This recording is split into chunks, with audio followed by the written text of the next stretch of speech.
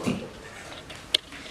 Ya, bueno, voy a partir primero explicándoles un poco de quién es la persona, ¿no es cierto?, que acuña este concepto, que es Jacques Lacan, un psicoanalista francés posterior a Freud, ¿no es cierto? Freud hace su escuela en Viena con prácticamente puros vieneses, ingleses, y luego de esa generación, cuando ya están viejitos ellos y arrancan la Segunda Guerra Mundial y todo ese tema, en los años 50 Lacan retoma el psicoanálisis de Freud y le da un nuevo giro.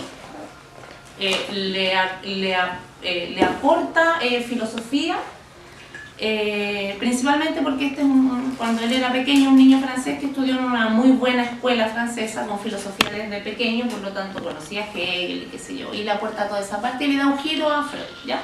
Entonces, como un Freud recargado, con conceptos nuevos, con cosas bien futuristas.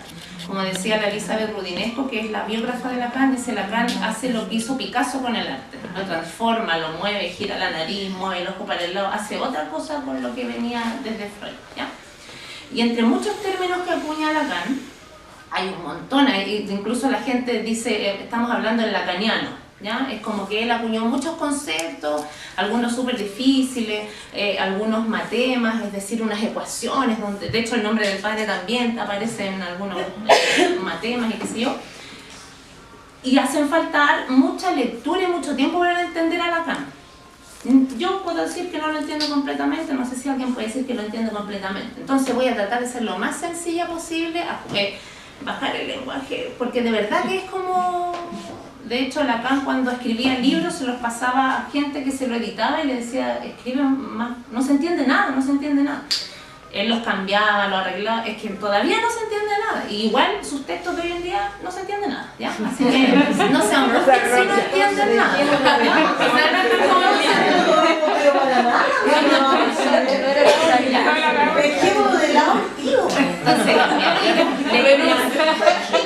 Les voy a comentar entonces lo que dice, lo que habla Lacan sobre el concepto del nombre del padre, y voy a tratar de que sea lo más entendible desde la psicología también, que es más asequible, qué sé yo, ¿ya?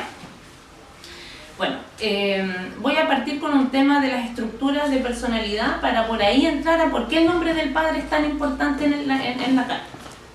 Las estructuras de personalidad son básicamente dos grandes estructuras.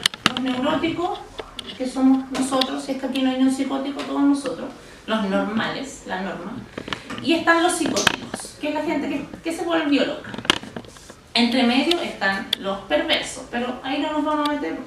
Ya, estas tres son estructuras de personalidad. Cuando alguien, porque Lacan era estructuralista, cuando uno es parte de una estructura de personalidad, no pasa a otra estructura de personalidad. Si ustedes no tienen el germen de la locura, nunca se van a volver locas, excepto circunstancias muy especiales como pasar por una tortura, lo que ya desencaja todo lo simbólico y te fuiste por otro lado. Ya, entonces, cuando uno es neurótico, no va a pasar a ser loco, nunca se va a volver loco. Y el loco, según Lacan, el psicótico, ya desde los 2 años de edad ya tiene todos los elementos para algún día desarrollar una esquizofrenia o paranoia, ¿ya? O sea, ya. Y ahora nos vamos a empezar a meter al tema del nombre del padre. Los sujetos nos constituimos como sujetos, nuestra subjetividad. Yo estoy puro hablando Lacan, o sea, no voy a agarrar a otros pensadores que pueden discutir con él. Sabemos que después de Lacan viene todo un grupo de gente que discute con Lacan, pero yo no me voy a meter ahí, ¿ya? Puro Lacan para que después ustedes vayan sacando sus conclusiones, sus dudas y todo. Ya, entonces iba en que a los 2 años de edad uno ya tiene todos el germen o todos los elementos para pasar a ser un neurótico o un psicótico. Después de los 2 años podemos reparar en algo esa infancia, algo podemos hacer, pero básicamente están todos los elementos para algún día volverse loco o no volverse loco nunca, pero igual tener a la base una estructura psicótica, ¿ya? Entonces, ¿dónde entra aquí el nombre del padre? Para que un sujeto sea un neurótico normal, necesita un tercero que separe la diada madre-hijo. Cuando un bebé nace, es un presujeto, como diría Lacan, un cacho de carne, es una cosa de carne, no es sujeto, no hay lenguaje, no hay nada, hay pura pulsión.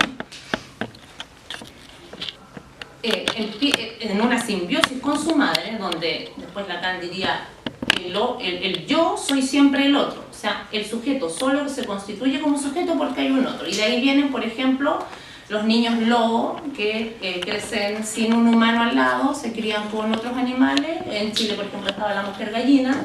Nunca adquirieron el lenguaje, no pasaron a ser sujetos. ¿Ya? Ahí diría la tabla.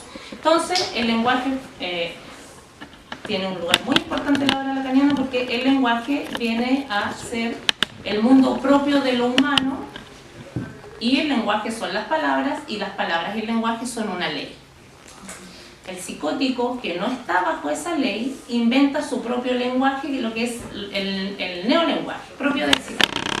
No sé si por ejemplo, un tipo que escribía mucho en el The Clinic, el Divino Anticristo, ¿les suena? Él hablaba, todo era ísimo, el colorísimo de la ciudadísima, ya. Eso es un neolenguaje, eso es alguien que está inventando otras leyes del lenguaje, porque en su infancia más temprana no hubo, lo simbólico no logró inscribirse en ese sujeto, ¿ya?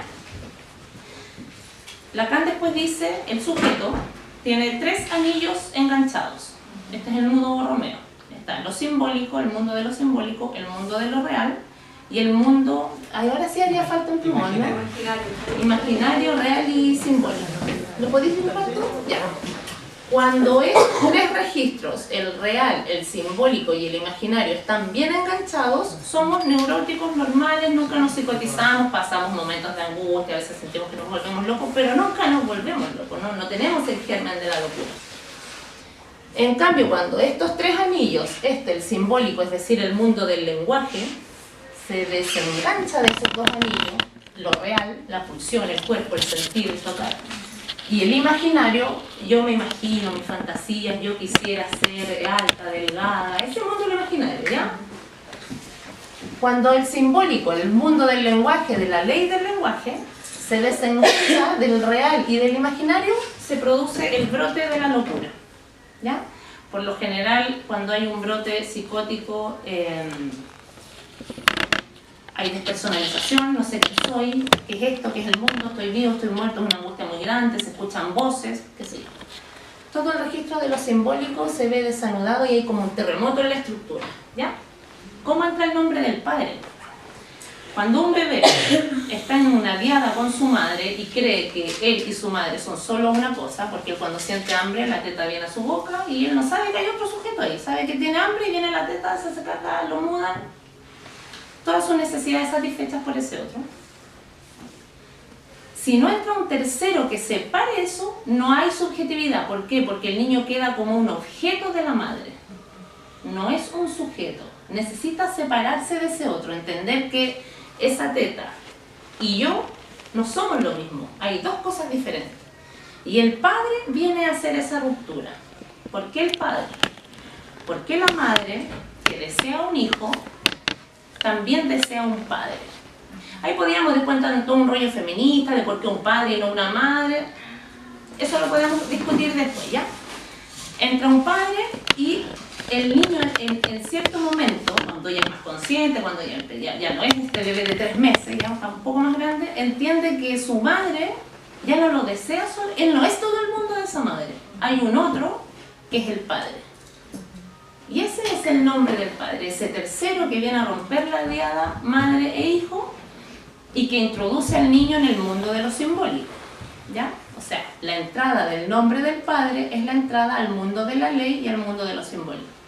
¿Por qué de la ley? Porque el lenguaje es una ley. Porque si yo helado vengo, digo todo acá, ¿qué dije? No dije nada. Ahí no había ley. En cambio yo ahora estoy... ¿Ah? Que vení cagada de frío. Claro, también. Entonces, el lenguaje es una ley que los humanos debemos entender. Los niños cuando tienen 1 año y medio, 2 años, empiezan a entender el lenguaje y dicen, caca, caca yo. No, mija, usted tiene que decirme quiere caca. Por eso es tan importante que las madres y los padres, es decir, todo el medio que circunda al niño, lo introduzcan en el lenguaje y le hable. ¿Ya? Es súper importante. El mundo del lenguaje es importante. Entonces el nombre del padre es una metáfora. El nombre del padre no es el nombre real de mi padre, que en mi caso se llama Roberto. es un símbolo de ese tercero que viene a romper la diada madre-hijo y que salva al sujeto de la locura finalmente. Porque cuando hay, si ustedes, por ejemplo, leyeran análisis, relatos de personas psicóticas o esquizofrénicas que han estado con psicólogos, un analista, en su historia siempre empiezan a aparecer temas de que su madre siempre estuvo ahí, su madre lo abrigaba demasiado, ¿vieron Psicosis de Hitchcock? Recuerdan que para él su madre estaba dentro de su cabeza realmente y él era su madre, una locura total. Ya, pero entonces esta madre, que Lacan decía la madre cocodrilo. ¿Por qué la madre cocodrilo? No sé si ustedes saben que los cocodrilos mantienen, las madres cocodrilos mantienen a los cocodrilos adentro de su boca para protegerlos. Ya, él decía la madre cocodrilo. En el fondo la madre que devora, que no deja que ese niño sea un sujeto. Lo mantiene como un objeto, como una cosa. ¿Ya? Y ahí el niño se psicotiza y a los 15 años o a los 30 le viene el brote y se vuelve loco. ¿Ya? Por eso el nombre del padre, la metáfora del nombre del padre es tan importante. Y lo que es bueno para lo que ustedes van a hacer es el tema de que cada sujeto tiene su nombre del padre propio. Y yo les quiero dar un ejemplo personal para que entiendan de lo que estoy hablando. Aquí voy a hablar un poco de mi análisis personal. Yo tengo un sueño repetitivo desde niña en donde un león me sigue. El león anda por la casa, yo estoy dentro de la casa, el león intenta entrar, me empieza una angustia tremenda. Para todos los demás el león no es ni un problema y yo estoy tremendamente angustiada porque ese león va a entrar y me va a devorar.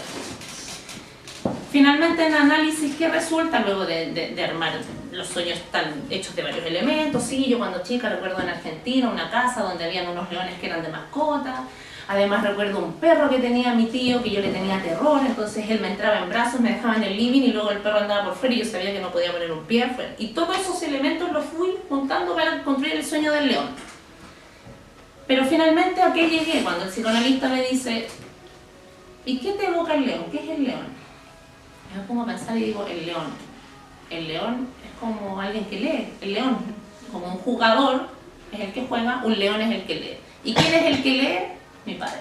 Mi padre estudió historia, tiene una biblioteca gigante llena de libros y siempre asociado, o sea, ahora me doy cuenta que inconscientemente en mi sueño el león es mi padre que me quiere devorar.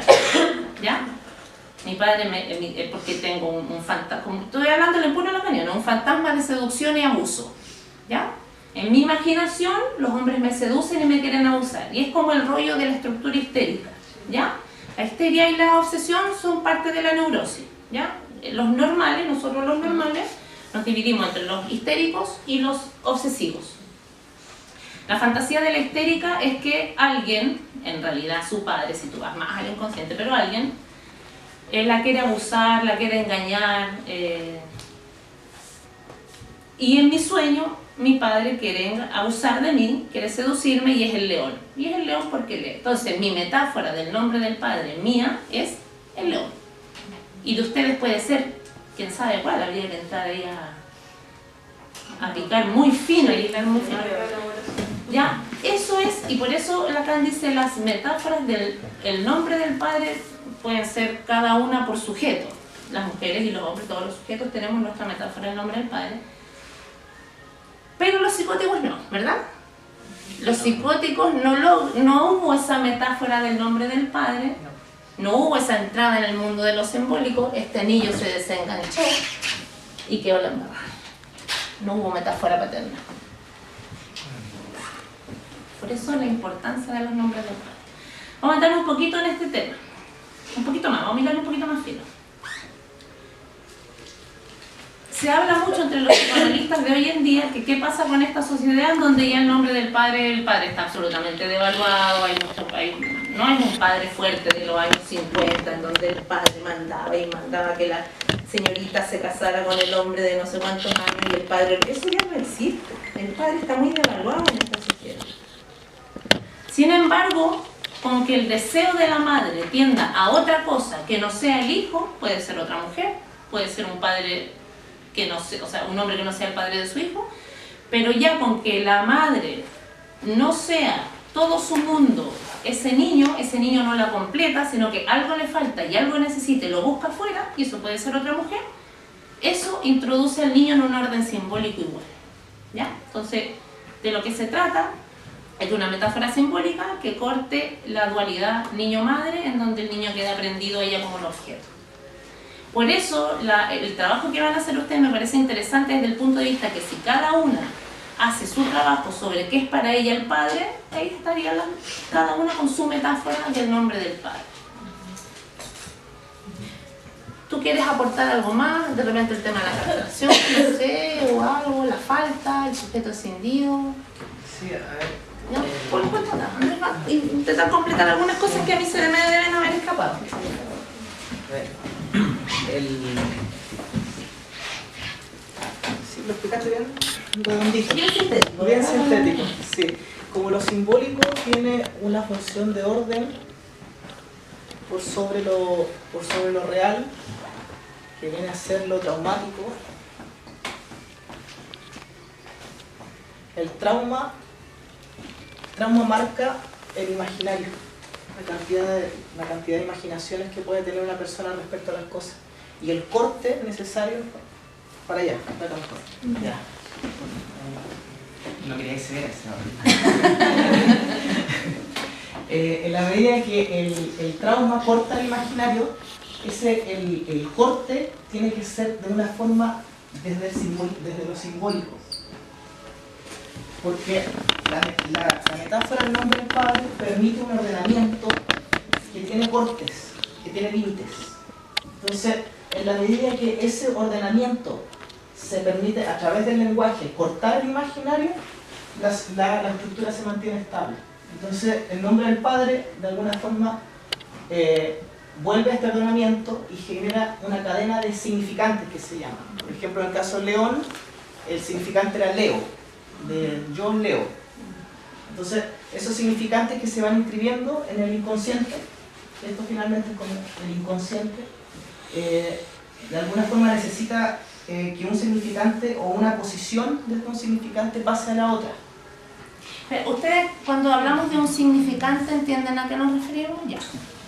Un significante es una palabra. Claro. ¿Ya? O sea, por ejemplo, la palabra casa, el significante es casa. Claro. Y el significado de casa Es la puede casa. ser, pero puede ser múltiple. O sea, Sí. cuando decimos la palabra casa, entre tú y yo, nuestro concepto de casa Sí. no necesariamente es lo mismo. Claro, ¿verdad? claro. Y eso es precisamente una cosa que el nombre del padre ayuda a capitonear, ¿no es cierto? Claro. Que a que no existe este flujo como constante Ujú. por debajo del significante, ¿no es cierto? Claro, eso en la estructura psicótica, al no estar anudado eso, los significantes corren como una... Se disparan. Se disparan. Se disparan. En un cuadro Locura. en continuo. Sí.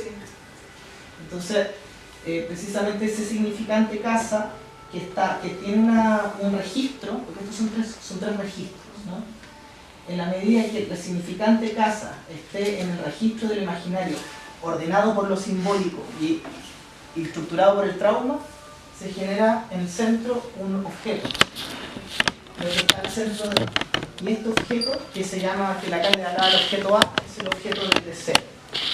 Entonces, en la medida que el significante o el relato, lo subjetivo, pasa por los tres nudos, se va cuestionando al sujeto qué es lo que desea. El deseo es finalmente lo que determina en la posición de lo subjetivo. De repente hay como muchos equívocos entre lo consciente y lo inconsciente. El psicoanálisis va hacia el inconsciente. Y en la medida que se hace un análisis precisamente de este nudo y se va viendo, recorriendo también el nombre del padre como dentro de esta cadena, se va generando un ordenamiento. La gracia de, por ejemplo, una obra de teatro como la de ustedes es que revisa el concepto del No nombre son del padre. obras de teatro, son obras, algunas imágenes que van a cantar, o cosas al espíritu. Son artistas. Sí, nunca quiso ofender. Instalación. Ese machista el tiro.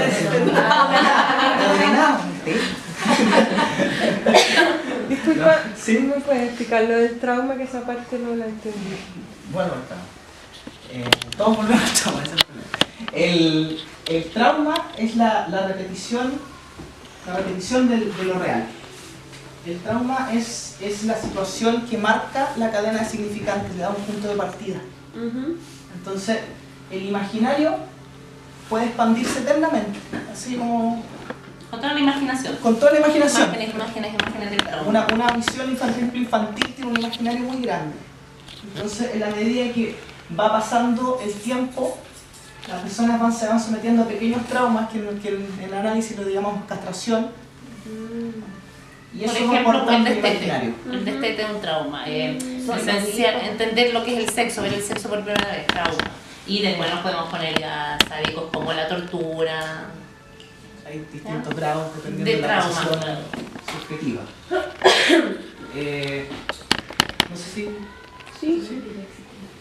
Entonces, del momento que el nombre del padre vuelve al trauma y da un punto que se repite en lo real, corta el imaginario, vuelve al sujeto a ordenar, lo simbólico a ordenar, y la posición inicial va hacia una posición nueva. Entonces, lo que buscamos cuando uno analiza o elabora, por ejemplo, a través de una obra como esta, que no me acuerdo lo que me dijeron, pero no quiso aprender, no voy a decir nada.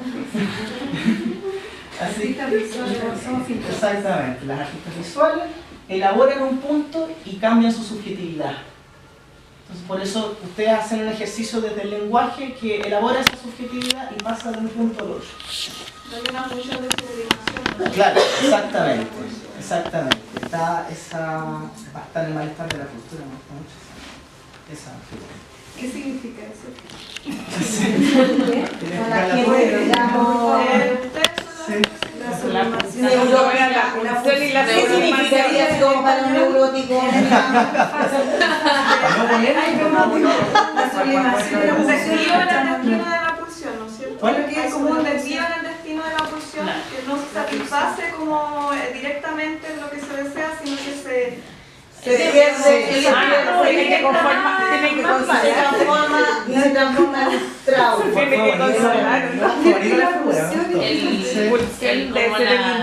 La caricatura más caricatura de la sublimación es que alguien, en vez de tener sexo, pinta. Claro. Y toda la energía destinada. Por eso los futbolistas no pueden estar con sus parejas 2 días antes del partido, porque si tienen sexo, agotan su energía. En cambio, el fútbol sería una sublimación de la energía sexual. Sí. Él juega la pelota en vez de tener sexo con la mujer. Los cantantes. Los La expresión del arte como elaboración. Claro.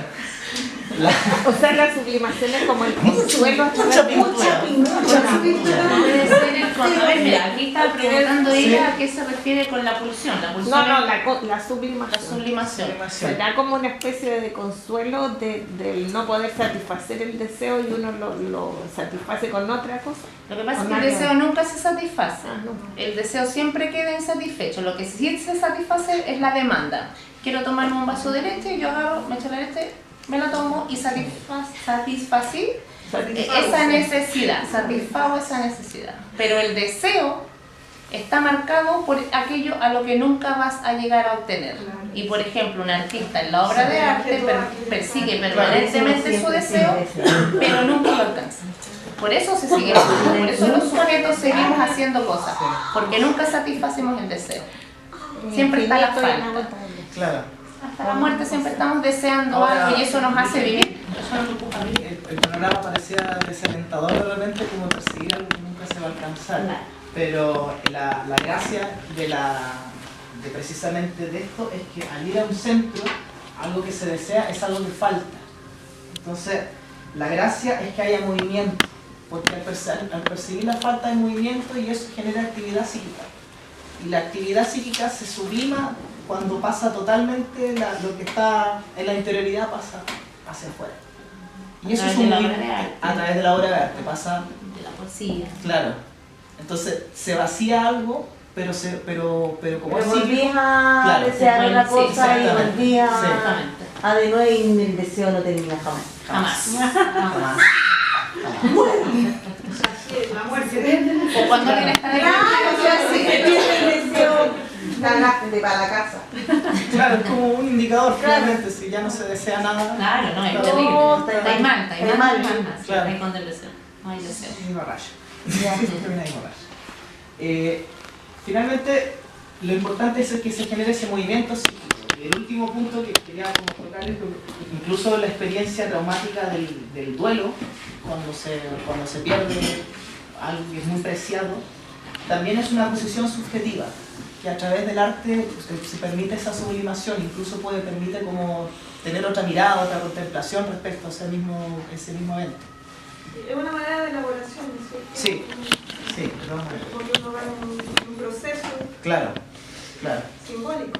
Exactamente. Ahora, un poco en este mismo juego, uno podría volverse así como tratar de perseguir aquello que falta, así como tratar de alcanzar exactamente que el otro entienda lo que yo me quise decir, que realmente haya sentido la obra, pero eso también está dentro del imaginario. Claro, porque el otro, la lectura del otro nunca, como la tuya propia. Claro. Particular.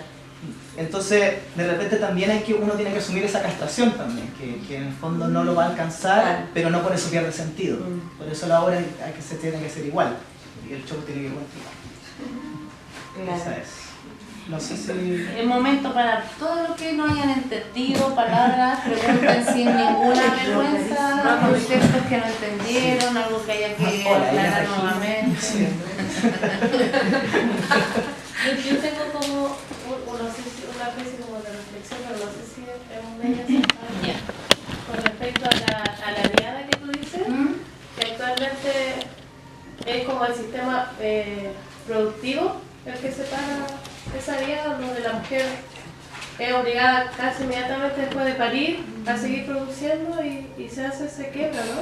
Sí, entra la cultura, entra lo simbólico igual y separa. O sea, puede ser ahí tomada como en ese sentido, como esa imagen del padre, ahí está lo simbólico. Claro. En que la mujer se tenga, ¿recuerdas que dije que no necesariamente tenía que ser un padre el que ella deseara? Una mujer puede desear el trabajo, sí, o puede no desearlo y necesitarlo y tener que ir a trabajar igual. Por ejemplo, el deseo por el acto también puede cumplir la función del nombre del padre, que salís con tu cabro chico y no querés estar con él porque estás pintando. Claro. Y ese niño entiende que todo ese mundo materno, él no es el centro está en otro lado. Y ahí viene una caída de ese niño, se da cuenta que no completa todo a nivel hasta sin lenguaje. Entonces estamos hablando de un niño que no habla, 8 meses, 9 meses, 10 meses, un año. Ese niño comprende que no logra obturar, es decir, llenar justo el punto de la falta de la madre, porque a la madre siempre algo le falta, en el mejor de los casos. Por eso es bueno que los niños se separen de sus madres, porque esas madres que son absolutamente llenadas en su papel materno con este hijo, y que el niño tiene 18 años y todavía están viendo si se está bañando o no, la madre cocodrilo, ¿cierto? Hay una especie de empuje social a la madre funcional, ¿no es cierto? Como que hay todo un discurso así sobre la madre canguro y de que hay que darle teta todo el rato y conectar con el cabro y estar siempre con él así, porque si no caes en la categoría de la mala madre. Ya, mira, nosotros por ejemplo trabajamos para el Sename, ¿ya? Así como nadie, pero trabajamos para el Sename. Y al Sename llegan muchas mamás muy sobreprotectoras, ¿ya? O sea, aparte de madres que no cuidan bien a los niños, hay madres que sobrecuidan a los niños. Y nos cuesta mucho hacerlas entender que eso es igual de dañino que una madre que no está. Una madre que siempre está es muy dañino. Y ahí, por ejemplo, en esas situaciones en que hay madres simbióticas con su hijo y no permiten la entrada de este padre, nosotros intentamos siempre que ese padre logre entrar, por ejemplo, visitas con el niño solo, sin la madre, que no esté bajo la mirada de la madre, y que el niño sepa que hay un mundo entero fuera de esa madre, que hay un vínculo con un padre, y ahí podemos decir que estamos, va a sonar un poco chabacano, pero como salvar a un niño de la locura, en el sentido en que ese niño va a entender que hay otro mundo, también hay un padre, hay otras cosas, no es todo su mundo la madre, ¿ya? Entonces, como les decía, a veces nos cuesta mucho que las madres entiendan que ser una madre omnipotente, omnipresente, que sepa, esté en toda, no sé, que ese niño no pueda ni hacer ni una más, le hacen pensar que está ese ojo de la madre observador, nos cuesta que entiendan que eso también es malo. La gente, nuestra sociedad tiende a pensar que la madre que está todo el momento, todo el tiempo en la vida de un niño, eso es una buena madre. Entonces, ¿tú crees así de desde tu posición de analista que eso sea un modo de dispositivo biopolítico que esté generando ciertos efectos sociales? ¿Que haya alguna razón por la que haya un empuje a esta madre que no hace la separación? Sí. Claro, lo que pasa es que si esta madre no hace la separación es una madre que no desea, porque este niño está tapando su falta, por lo tanto esta madre no desea. Es una madre que solo tiene este niño llena completamente, y a esta sociedad, a las mujeres deseantes, les da mucho miedo, porque ¿qué es el deseo de la mujer? Una cosa enigmática que no se entiende, y mejor es tenerla segura como mamá en la casa. Hay una parte del deseo de la mujer que circula por fuera del orden simbólico, del orden de lo fálico, ¿no es cierto? Sí. Como hay una parte del deseo femenino que es como medio loco. Claro. Me gustaría que nos explicara un poco más de eso. Espera un segundito. Mi pregunta era, en el caso de las familias que son dos mujeres y crían hijos, ¿cómo está la presencia del padre ahí? Ya, en estas dos mujeres hay una de las mujeres. A ver, dos puntos diferentes. Podríamos decir que en estas dos mujeres que están juntas con un hijo, muy probablemente, no siempre, pero muy probablemente, igual una cumple el rol femenino y el otro masculino. Es muy probable que una sea la que cocina y la otra es la que cambia la ampolleta. No sé si me entiendes. Se reproduce este masculino-femenino igual en dos mujeres. Pero si no ocurriera, y las dos comparten tareas sin distribuir esos roles tan zanjados como tú cocinas y yo, no sé, hago el fuego, ¿ya? Igual esta madre o estas madres van a desear un otro, es decir, ese niño no las va a completar. Hay algo de este deseo materno que el niño va a decir, mi madre ya no me mira solo a mí, es más, mi madre me hace dormir en la pieza del lado y duerme en la otra pieza con mi otra madre. Algo de ese deseo no va dirigido a mí. Y él logra separarse de la madre y constituirse como sujeto. Hay un tercero que corta ese pegoteo entre dos sujetos. Respecto de lo que tú estás hablando, yo no manejo muy en profundidad las fórmulas de la sexuación, ¿sí? Son bastante complejas, pero no sé si tú quieres más, no sé si hacer las fórmulas de la sexuación, porque ya sería se supone que ya vamos a entrar en temas cabrosos, temas complicados, vamos a hablar del falo, ¿ya? El falo no es el pene, el falo es un símbolo, es lo que completaría. Podemos también caer en la discusión o entrar en la discusión en que ¿por qué falo y no otro nombre? Ya, pero vamos a estar eso un poquito al lado para poder entender esto y luego hacer la discusión. El falo es eso que viene a llenar algo y es simbólico, no es el pene. El falo es un símbolo de qué te completaría. Por ejemplo, para un artista el falo podría ser la obra de arte, ¿ya? Entonces, en el deseo, los hombres y las mujeres, ay, que ahí se pone complicada la cosa, que la cañana ya es como difícil. El falo es un símbolo que sirve como punto de referencia. El falo permite la diferencia. El 1 y el 0, en la fórmula de los computadores 1, 0. Permite una diferencia, entonces el falo va de todo al no todo. Un círculo cerrado, un círculo abierto. Entonces, se supone que la sexuación o el límite de la sexuación se supone que es el cuerpo. Entonces, al desplegarse un cuerpo femenino o un cuerpo masculino, no quiere decir que tomen automáticamente una posición masculina o femenina en lo subjetivo. Porque hay una actitud, puede haber una actitud muy masculina o muy femenina en el sexo opuesto. De ahí todo el continuo de la sexualidad que hoy día que hacen los queer. Sí, claro. En ese sentido. Ahora, ¿qué es lo que pasa? El falo, al distinguir una posición de la otra, genera un orden simbólico. Entonces, por eso permite cortar y reelaborar el trauma.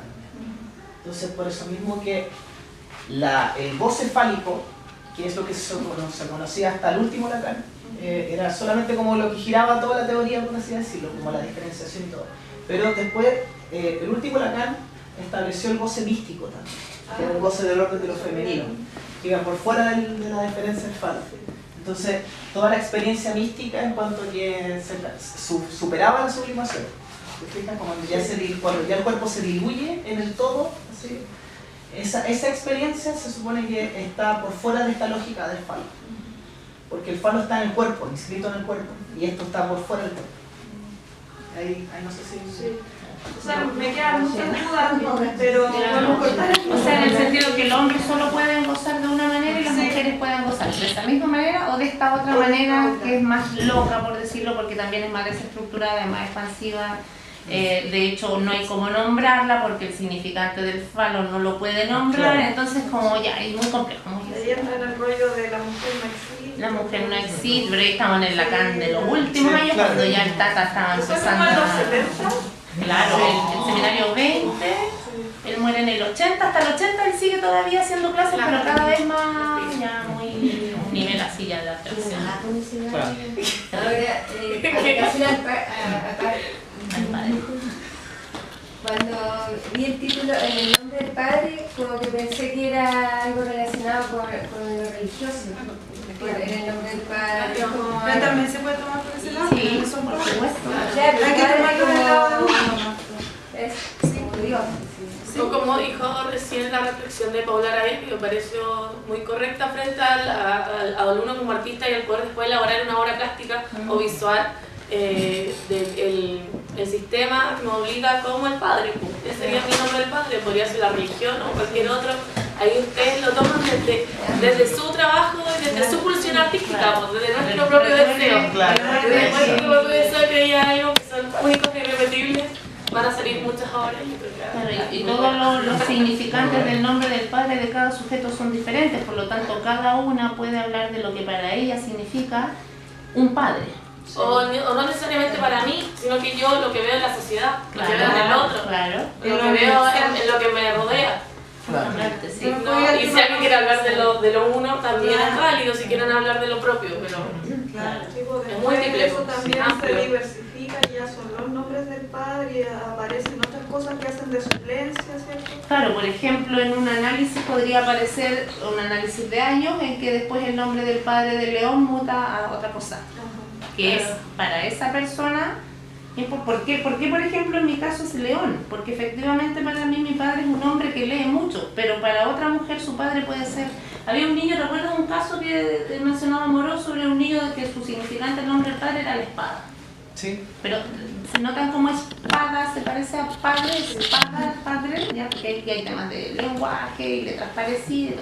Entonces, hay un caso de un niño que soñaba con una espada, fantaseaba con una espada, y esa espada era la metáfora del nombre del padre para él.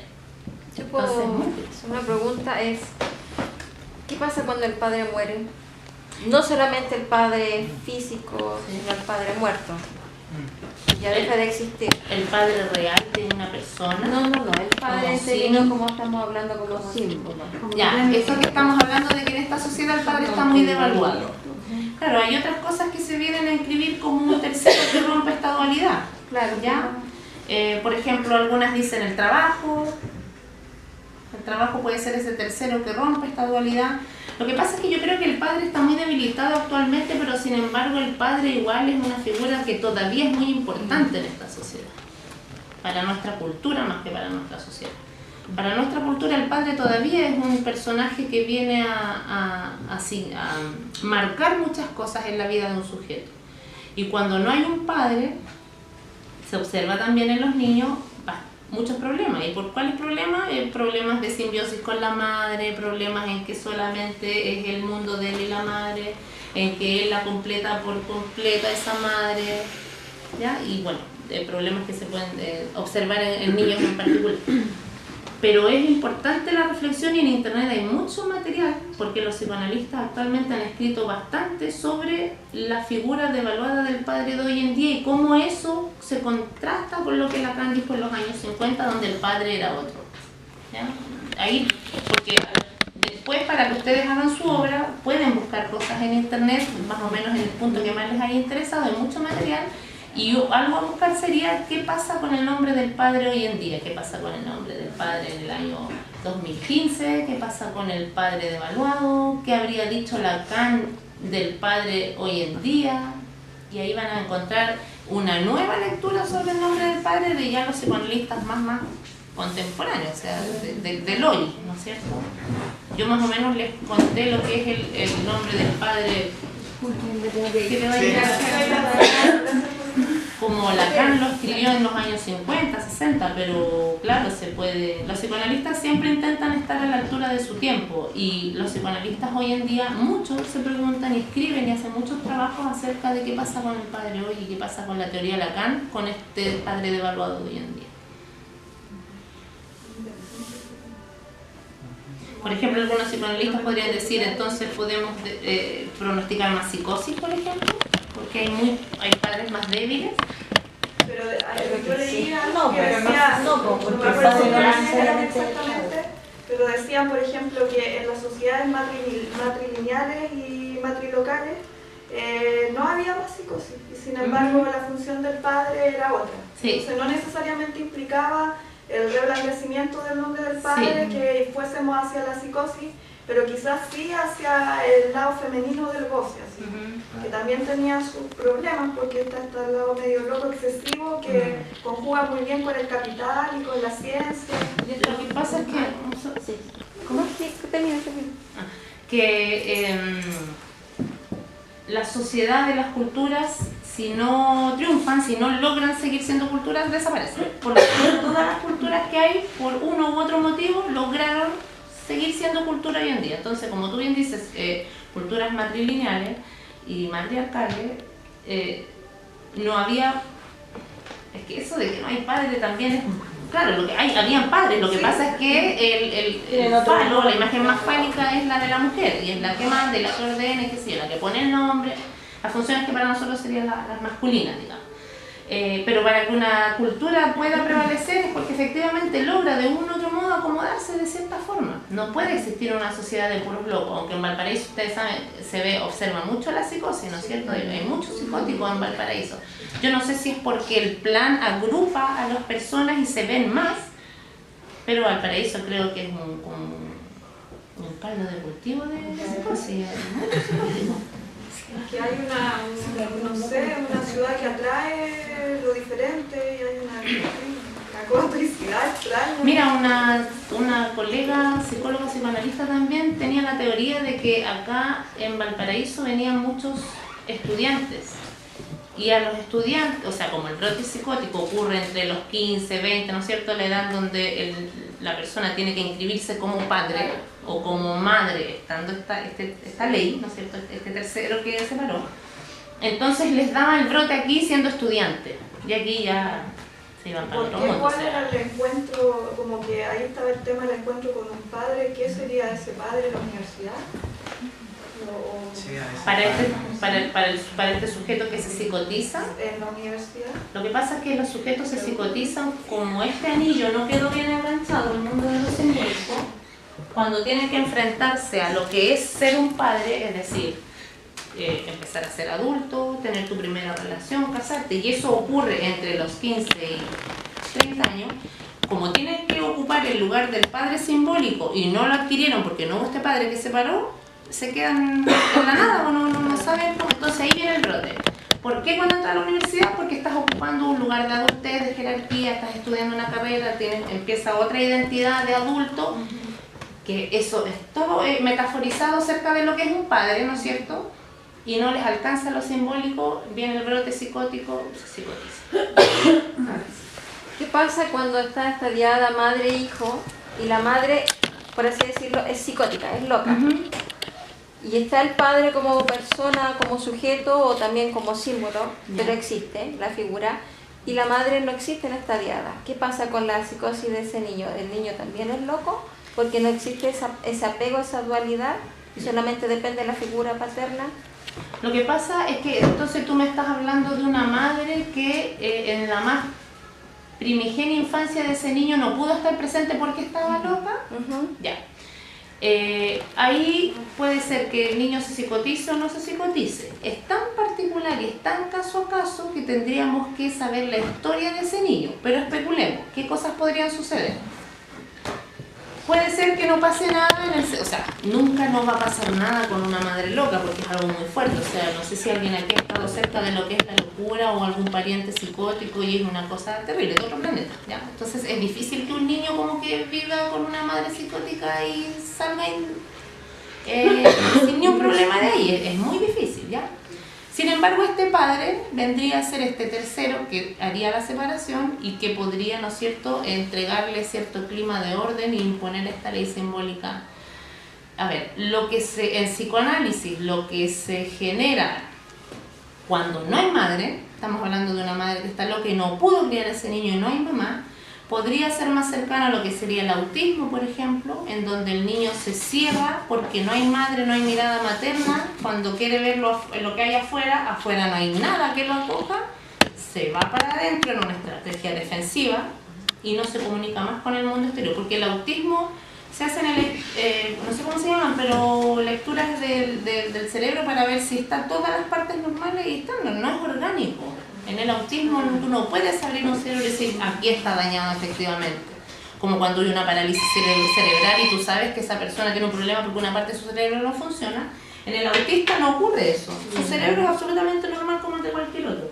Pero algo pasó que ese niño, en una estrategia defensiva, dijo, me cierro ante el mundo porque el mundo no me ha entregado la mirada. Por eso es tan importante cuando uno da pecho, mirar al niño, hablarle, decirle cosas lindas, porque antes de que este niño se tenga que separar de su mamá, primero tiene que haber sido todo para su mamá, en la más pequeña infancia, ¿me entienden? Primero tiene que haber sido todo para esa madre, para decir, alguien me necesita, vivo en este mundo porque sirvo para alguien, porque alguien me desea, y luego viene la separación. Y ahí, eso sería como el proceso más normal de un ser humano. Pero, disculpa, más normal, ¿de qué edad estás hablando? ¿Edad? En la edad en que esto debe ocurrir. Los bebés nacen, ¿no es cierto?, necesitan de su madre para vivir o de un padre que dé mamadera, pero no se puede morir el niño, se puede morir si no come, ya necesita un otro. Eso es una cosa básica de supervivencia. Rastrear la edad exacta es muy difícil, pero vamos a movernos en rangos de edad. ¿Casi todas son mamás aquí? No. Ya. Ya. Pero recuerdan que hubo un momento en que el niño uno empezó a darse cuenta que el niño se comunicaba con el mundo exterior y ya no era esa cosa que solo lloraba. Empezó a sacar la mirada, empezó a copiar gestos, empezó a la. Y ahí el niño ya está entrando en el momento en que puede estar preparado para que entre un tercero a cortar. 6 meses, 8 meses, 10 meses, 12 meses. Si a los 2 años recién viene a ver este tercero que corte, Lacan diría no, ya la batalla está hecha, ya este niño tiene todos los elementos para constituir en algún momento un brote psicótico. Ya. Y todos los niños abandonados por sus madres, o que se mueren las madres. Hay otra persona que no es la madre real que suple. En la Alemania nazi se hicieron investigaciones con niños en hogares, ¿ya? Niños que no tenían papá ni mamá. Y los nazis investigaron mucho, se apoyaron mucho en la ciencia. Para torturar ocupaban la ciencia, ocupaban mucho la ciencia. Y uno de sus estudios descubrieron que los niños no resultan dañados o no resultan tan dañados si hay alguien que establezca un vínculo con ellos. Entonces, en un hogar de niños sin madre, estos niños, que claramente algún problema van a tener, entendemos que ser uno entre 20 niños, que la enfermera cuida 20, claramente problemas vayan a tener en tu vida, pero si esa enfermera estableció un vínculo con ese niño y él se sintió amado por alguien, esa ya es la base fuerte en donde ese niño luego va a poder, hay alguien que venga a salvar a ese niño en el fondo, a salvarlo desde el punto de vista afectivo, emocional, psicológico. El tema específico del nombre del padre quedó más o menos claro, es una metáfora, puede ser diferente para cada una. Sí, estamos claros. Ya. No necesariamente encarnada por el genitor, no sé. Claro, no, nada.